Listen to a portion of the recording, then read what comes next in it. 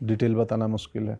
अच्छा, आखिरी सवाल मेरा है। हाँ पंकज त्रिपाठी के घर में 2 पत्नियां रहती हैं। हाँ। जरा इस वाक्य की विस्तार से व्याख्या कर दीजिए प्रभु। 2 पत्नियां रहती हैं मतलब एक मेरी पत्नी और मैं बोला था वो एक उनकी पत्नी मैं।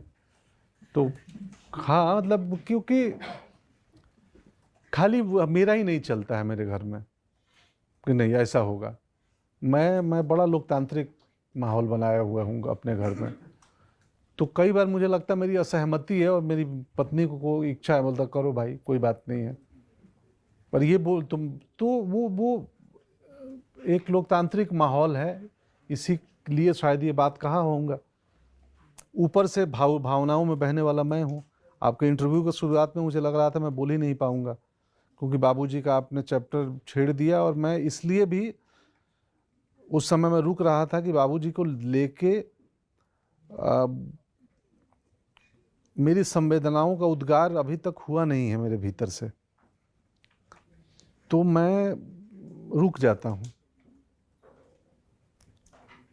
पता है कि मृत्यु लोक है, यहाँ कोई रहने नहीं आया है, सबको जाना है।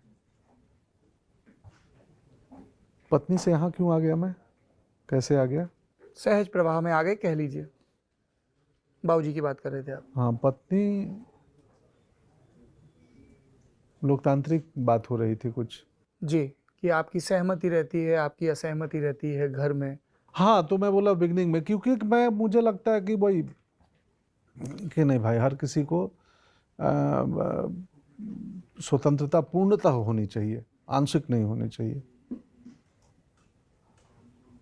पूर्णतः होनी चाहिए हर किसी को। लेकिन एक और शब्द है उसमें, स्वाधीनता। नाखून क्यों बढ़ते में है, हजारी प्रसाद द्विवेदी लेख में बताते हैं बहुत बढ़िया से कि स्वतंत्रता और स्वाधीनता का भी सेंस हमें रहना चाहिए, कि हमने कुछ नियम बनाए हैं उसके अधीन हमें रहना है।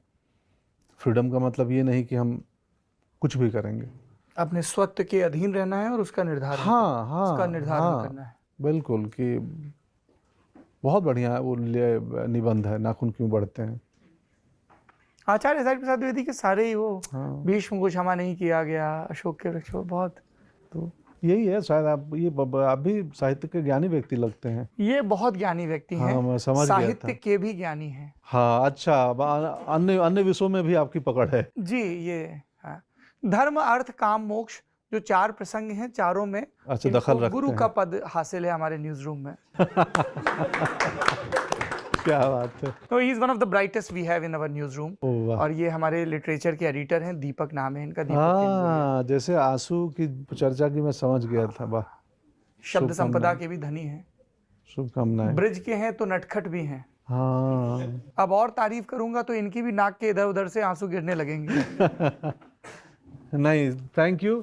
मुझे 1 साल से आना था इधर और समय नहीं मिल पा रहा था। इनफैक्ट 2019 के बाद मैं दिल्ली में पहला इंटरव्यू कर रहा हूँ। मैं कोविड के बाद से आज तक दिल्ली में कुछ बातचीत हुई ही नहीं है, और ये बार बार टल रहा था कि अरे 2 महीने बाद आता हूँ। उस फिल्म में ना हम OMG में आए, ना मैं फुकरे में आए, प्रमोशन में आए ही नहीं, और कोविड में तो ऐसे ही तालाबंदी थी। हम लोगों का भी स्वार्थ यही था पंकज भैया कि जब आए तो किसी एक फिल्म हाँ आज कुछ और फिल्मों पर कम ही बात हो, जीवन पर और कि कहीं से कहीं चले जाने पे ज्यादा बात हो। हाँ, बहुत जा चुके हैं हम लोग, समय भी हो गया है। अब मुझे आपके चेहरे पर थोड़ा सा डर भी नजर आ रहा है। नहीं, डर नहीं है, क्योंकि मुझे जल्दी आजकल मैंने कितने बजे तक की मोहलत लेके आए थे? मोहलत लेके नहीं आए थे, मैंने तय किया है जल्दी खाने का रात को। क्योंकि मैं ये अनुभव करके देखा हूँ कि जल्दी रात को भोजन कर लो ना आप दर्शक भी, तो जीवन बड़ा ऊर्जा के स्तर में बड़ा फर्क रहता है। तो मैं इसलिए वो देख रहा हूँ समय कि मेरा टाइम हो रहा है, सूर्यास्त तक भोजन, तो जल्दी जाके कि हाँ भाई 7 साढ़े 7 के पहले खा लो जो खाना है। तो अगले दिन सुबह जल्दी उठते हैं, अगला दिन पूरा सही रहता है। तो पिछले 15-20 दिन 1 महीने से मेरा ये खाने का लंच टाइम और डिनर टाइम को बड़ा सही चल रहा है। तो मैं जल्दी जाऊंगा, खाऊंगा, फिर मिलने जाऊंगा फिर, और हम भी फिर मुलाकात करते रहेंगे। सरल इमला का, बिना किसी मात्रा का, 3 अक्षरों का एक शब्द भर नहीं है, ये अनुभूति है। अक्सर हमें लगता है अतर का ढक्कन हटेगा और तेज गंध हवा में पसर जाएगी, पर इसके उपक्रम में, इस खोज में, इस जतन में हम कई बार फूलों, पत्तियों, इंसानों से गुजरते हुए उनकी नैसर्गिक गंध को अनुभूत करना भूल जाते हैं। ये पूरी बातचीत अगर कुछ है तो सबसे ज़्यादा सरल है, और हम बहुत शुक्रगुजार हैं, हमारे सारे दर्शक बहुत शुक्रगुजार हैं कि आपने बोलते बोलते भटकना चुना।